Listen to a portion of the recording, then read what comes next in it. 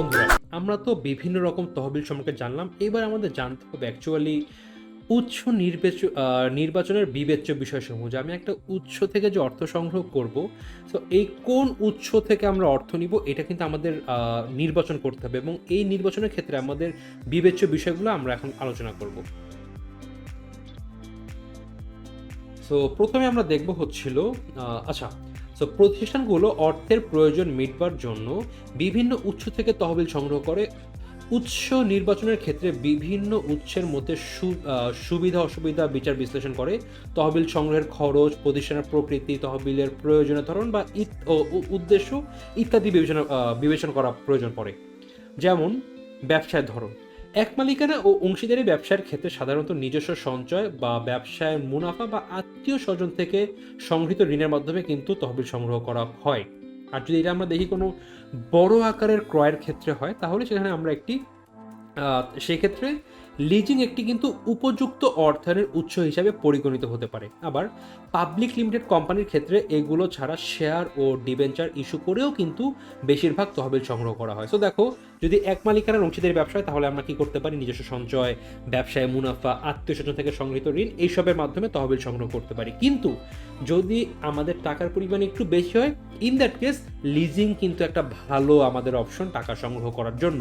আর যদি দেখা যায় যে প্রতিষ্ঠান একটি public limited company, in that case কিন্তু আমরা শেয়ার বা ডিবেঞ্চার ইস্যু করেও কিন্তু অর্থ সংগ্রহ করতে পারি।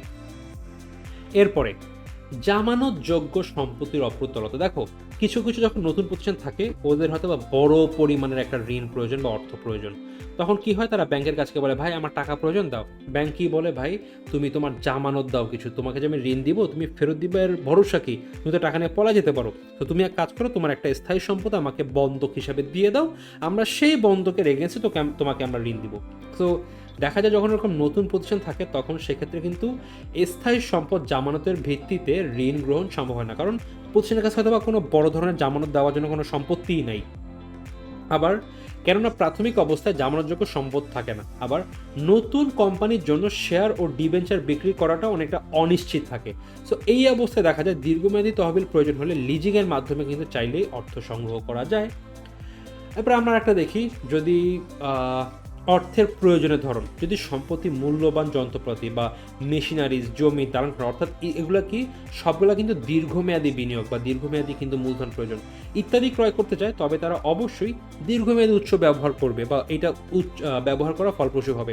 আবার যদি কাঁচামাল ক্রয়, মজুরি প্রদান, বাড়ি ভাড়া ইত্যাদি প্রয়োজন হয়, অর্থাৎ যেগুলো হচ্ছে আমাদের স্বল্প মেয়াদী খরচ বা আমাদের স্বল্প মেয়াদী তহবিল থেকে সংগ্রহ করা যেসব করতে হয়, মানে এইসব ব্যয়ের ক্ষেত্রে বা ব্যয় নির্ভরের জন্য কিন্তু অর্থের ঘাটতি হয়, তবে কিন্তু আমরা ইজিলি স্বল্পমেয়াদী ঋণ নিতে পারি, কারণ এইসব ব্যয় কিন্তু আমাদের সব স্বল্পমেয়াদী ব্যয় বা আমাদের স্বল্পমেয়াদী মূলধন প্রয়োজন কিন্তু।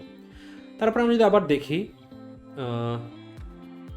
তহবিল উৎসের খরচ, অনেক রকম উৎস হতে অর্থ সংগ্রহ চায়, কিন্তু প্রতিষ্ঠান তহবিল ব্যবহার হতে অর্জিত আয় ও তহবিল সংগ্রহের খরচের মধ্যে তুলনামূলক সুবিধা অসুবিধা বিচার বিশ্লেষণ করে সেই উৎস থেকে কিন্তু তহবিল সংগ্রহ করা হবে যার খরচ ন্যূনতম। দেখা গেল আমি এক জায়গায় প্রয়োজন আমার এখন 10 লক্ষ টাকা ধরে নিই। এই 10 লক্ষ টাকা থেকে আমার আয় হবে, আমি ইনভেস্ট করলে আমার আয় হবে মনে করো 8%, কিন্তু এর যে খরচ বা ঋণের সুদই হচ্ছে 9%। সো আমার কি এই ঋণ নেওয়াটা কোনোভাবে মানে ঠিক হবে? হবে না কিন্তু। বাট দেখলাম আমার আয় হচ্ছিল 8%, কিন্তু আমার খরচ হচ্ছিল মাত্র এখানে 3%। সো ইন দ্যাট কেস আমি কিন্তু এখান থেকে ঋণ নিতে পারি। সো আমার দেখতে হবে আমি যেই কারণে বা যে পারপোজে ঋণ নিব, সেইটার আয় এবং ঋণের খরচের মধ্যে পার্থক্য আছে কিনা। যদি দেখা যায় যে না, ঋণের ব্যয়ের খরচ বেশি বা আমাদের মূলধন সংগ্রহের যেই আমাদের ব্যয় সেটার খরচ বেশি, তাহলে কিন্তু আমরা অবশ্যই সেখান থেকে অর্থ সংগ্রহ করবো না। এবং লাস্টে দেখবো হচ্ছে তহবিল উৎসের ঝুঁকি। তহবিল উৎস নির্বাচনের সংশ্লিষ্ট উৎসের আনুষঙ্গিক ঝুঁকিগুলো বিবেচনা করতে হয়। যেমন যদি কোনো প্রতিষ্ঠান জামানতযুক্ত ঋণ গ্রহণ করে, তবে ঋণদাতা প্রতিষ্ঠানের কাছে সম্পত্তি জামানত হিসেবে রাখতে হয়। নির্দিষ্ট সময়ের মধ্যে ঋণ পরিশোধ করতে না পারলে প্রতিষ্ঠানটি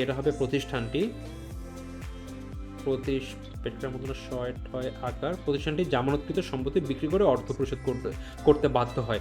অর্থাৎ আমাদের কিছু উৎসের ঝুঁকি অনেক বেশি, আবার কিছু উৎসের ঝুঁকি অনেক কম। এখন আমরা কতটুক পর্যন্ত ঝুঁকি নিতে পারবো সেটাও কিন্তু এখানে ডিপেন্ড করবে।